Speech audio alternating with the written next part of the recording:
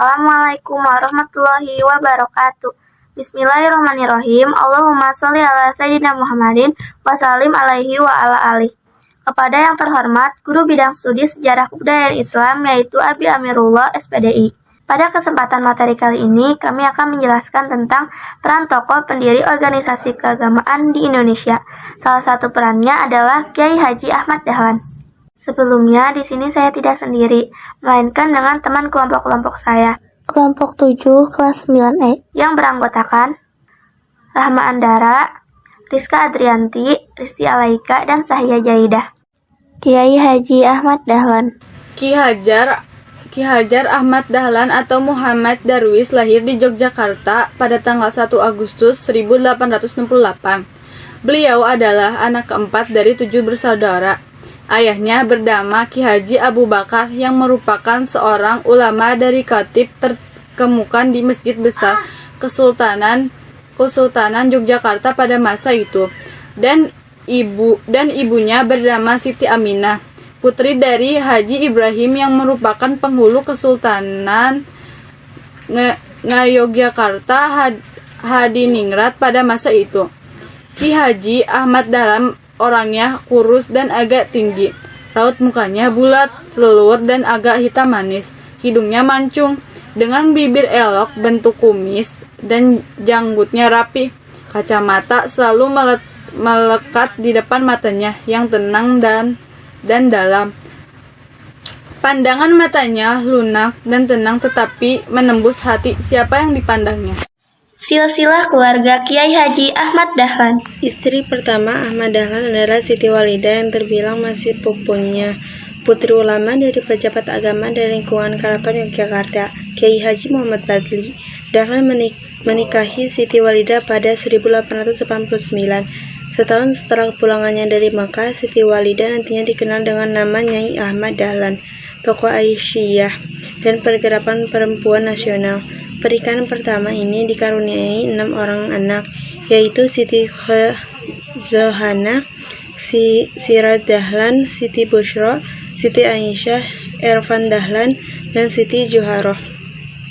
Anak kelima, Ervan Dahlan, dikirim belajar ke Pakistan dan India pada sekitar 1830-an. Istri kedua Ahmad Dahlan bernama Raden Ayu Soetijah Windianingrum. Soetijah adalah putri karaton, seorang janda muda yang oleh Moningku Buana diserahkan kepada Ahmad Dahlan untuk menikahi.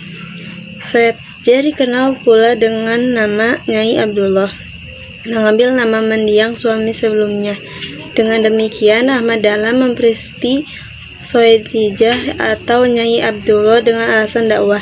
Soetijah tidak tinggal satu rumah dengan istri pertama, Siti Walidah, namun perkawinan kedua ini tidak berlangsung lama.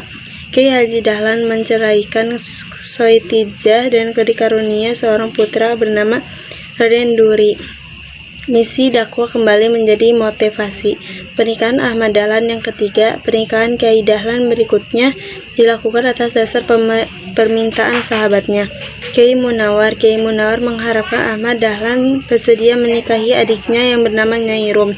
Dipaparkan dalam buku Kiai Haji Ahmad Dahlan 1868 sampai 1923. Yang disusun Abdul Muti, Abdul Munir, Mulkan, dan Zok Marihandono. Pernikahan ini bertujuan untuk memperkokoh kerjasama antara NU dan Muhammadiyah. Peran Kiai Haji Ahmad Dahlan.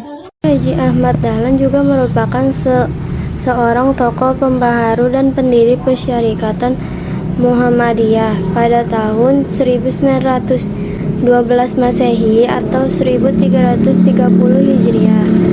Di Kaumam Yogyakarta, berbagai upaya dilakukan Kiai Haji Ahmad Dahlan dan Persyarikatan Muhammadiyah dalam memperbaiki dan meneruskan kembali keyakinan umat Islam Indonesia, di antaranya memperbaiki arah kiblat masjid, melakukan dakwah amar ma'ruf nahi munkar, memberantaskan bidah, tahayul, dan khurafat, mendirikan pesantren sebagai tempat santri Penggunaan perhitungan astronomis dalam menentukan permulaan dan akhir bulan puasa, menyampaikan khutbah dalam bahasa Indonesia.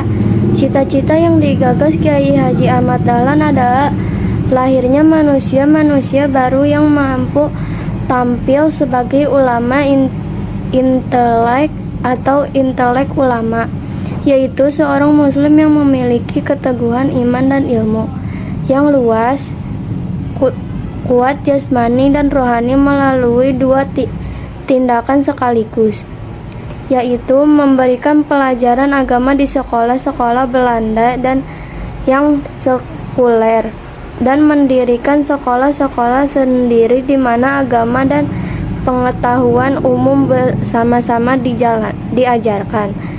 Latar belakang Kiai Haji Ahmad Dahlan. Kiai Haji Malik Karim Amrullah, ada 3 faktor yang mendorong Kiai Haji Ahmad Dahlan menekan reformasi di bidang pendidikan.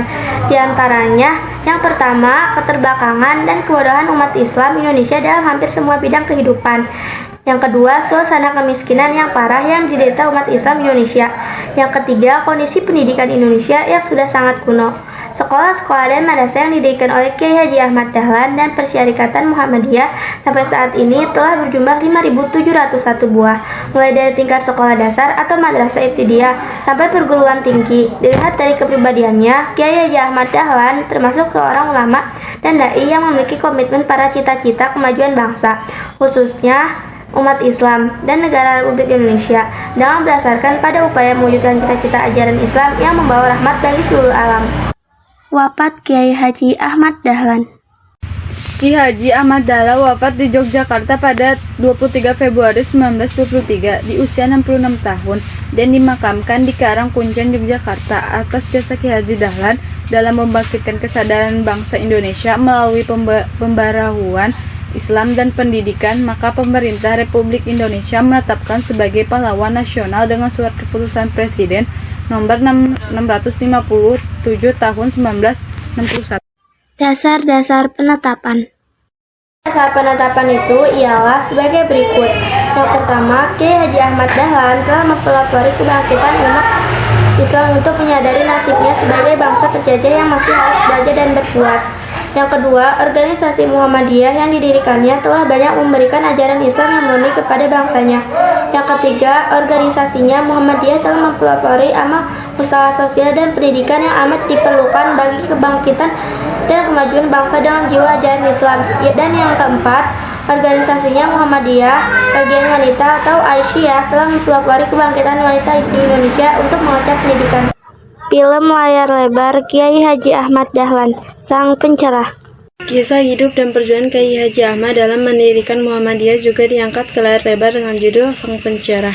Selain menceritakan tentang sejarah kisah Kiai Haji Ahmad Dahlan, film ini juga bercerita tentang perjuangan dan semangat patriotisme anak muda dalam mempresentasikan pemikiran-pemikirannya yang dianggap bertentangan dengan pemahaman agama dan budaya pada masa itu, dengan latar belakang suasana kebangkitan nasional.